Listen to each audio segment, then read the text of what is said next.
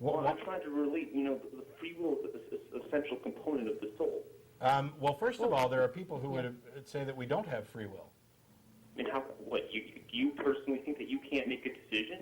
Well, you think you're perfectly governed by, just the way your brain is organized? First of all, it might be. That might be the case. Yeah, that might be the case, but I didn't say it was me.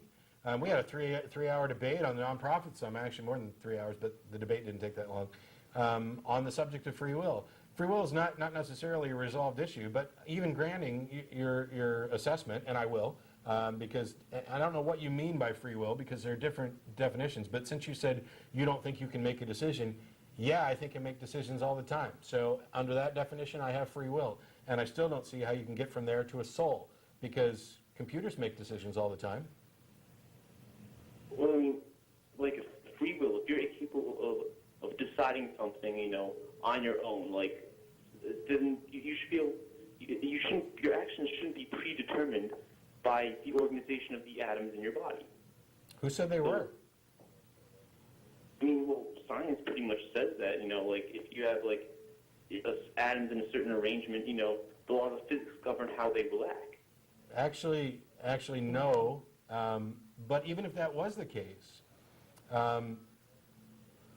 what we're talking about here, and it's possible, and Dennis and I have talked about this before, that what you would be labeling free will, and actually if you go read Daniel Dennett's book, Elbow Room, which is the free will and the varieties of free will worth wanting, this idea of consciousness as an emergent property also extends to the idea that free will may or may not be an illusion. It's an illusion that we would have no way of discerning whether or not it's an illusion or not.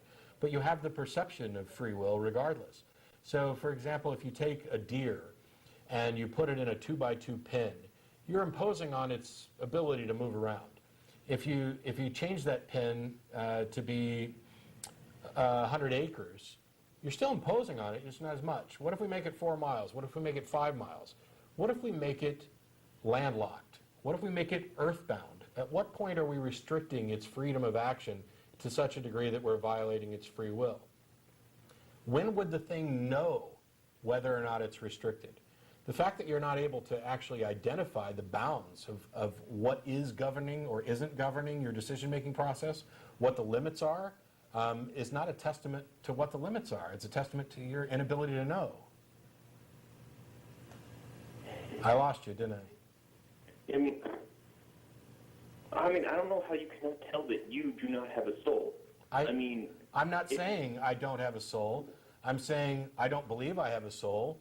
I don't see any evidence that I have a soul. No one's given me a good reason to think I have a soul. Nobody's even defined soul to an extent that I find the concept comprehensible and useful. Yeah, but someone can't explain to you what a soul is. You just know that you have a soul. It's not something someone can explain to you. I mean, if I kill you and replace you with the exact replica of you, the reason it's not you is because there's something more to you than the atoms in your body. No. The reason it's not me is because it's a different set of atoms. So what? It should be the exact same situation. No, it's a copy. It is atoms arranged in an identical configuration, but it's different atoms. That's where your analogy fails. They still do the same thing. Okay. I got two pencils in my desk do the same thing. If they're both unsharpened the same length, they're indistinguishable. Are they the same thing? Yeah, but, if you broke one and replaced it with the other, no one would care. The pencil wouldn't care. You're right. The pencils wouldn't care. If I went in your wallet and took out $1 and replaced it with another $1 and you couldn't tell the difference, the net result is that nothing significant has changed. But the actual result is that something has changed. The particular specific atoms of the $1 that was in your wallet is now in mine, and the atoms of the $1 that was in my wallet is now yours. Just because that we signify that exchange as irrelevant and meaningless, that is us injecting our privileged perspective upon it. It is not an assessment of what actually transpired in reality. In reality, there was a change. Your ability to recognize that or not is irrelevant. Your shrugging it off as irrelevant is also irrelevant. A change occurred. Yeah, but I mean, atoms should be indistinguishable. So No, they're not. Wow. And we're running low on time, and there's other callers.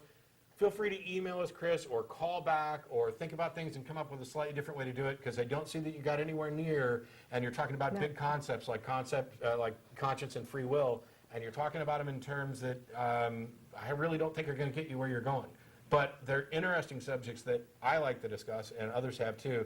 And I definitely, there's some books, I could recommend, and I'm not trying to be condescending or pedantic, but I really do have to move on. So you'll have to call in another time, Chris. Thanks for calling. Can I just say one more thing? One more thing. Well, I mean, like, if I could successfully prove the existence of the soul, that as like a supernatural force that makes up our consciousness, Yeah. like that would be reasonable evidence of the existence of God. No, it would No. be reasonable evidence to the existence of a soul. I mean, if the soul exists, I mean, that's reasonable. It's not proof, but it suggests it, right? Existence is not evidence of the cause of existence. It's just evidence that there may, in fact, be a cause. But first, you're going to have to define soul before you can get there. That's where you get started. I do like the fact that you started off by defining God. Most people don't. So that earns you tons of points right off the bat. But I got to move on, Chris. Thanks for calling. Okay, bye. So if you clone yourself and then you have sex with yourself, is that incest or masturbation?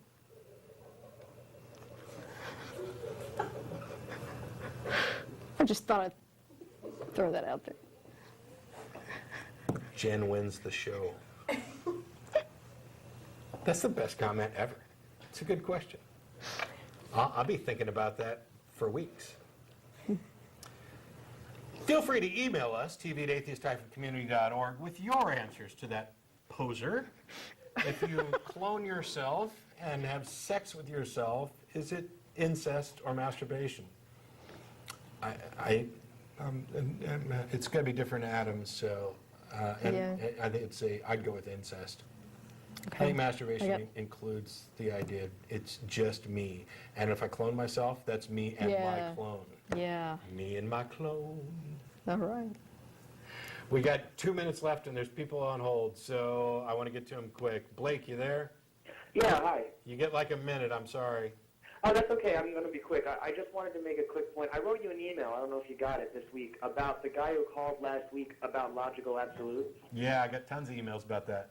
Right. Well, I argue with people with that argument, too. But the problem is, since you were trying so hard to, keep herding the argument into, making sense, I applaud you for that, because he kept herding the argument into wacko land, and you were trying to get one point across, and it took the entire argument. But there was one big deal that, the people who make that argument never address, and that is what I like to call the final leap of assertion.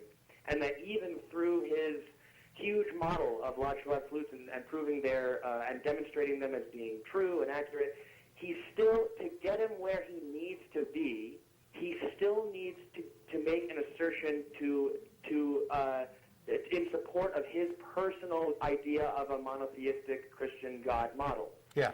Even if he's capable, and that's, I wanted to ask you. That's a separate argument, actually. He uses tag to get to God exists, and then he'd like to use God exists to get to the Christian God that I believe in exists.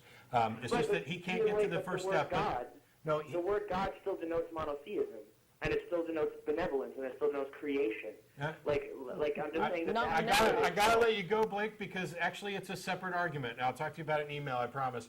Or you can just hang on for a second because the show's going off the air. Thanks to everybody. There's the crew. Show yourselves, or the FSM. We'll be down at Threadgill shortly. Any atheist or atheist-friendly persons welcome to join us. Don't forget about the Godless Pub Crawl coming up this coming Friday.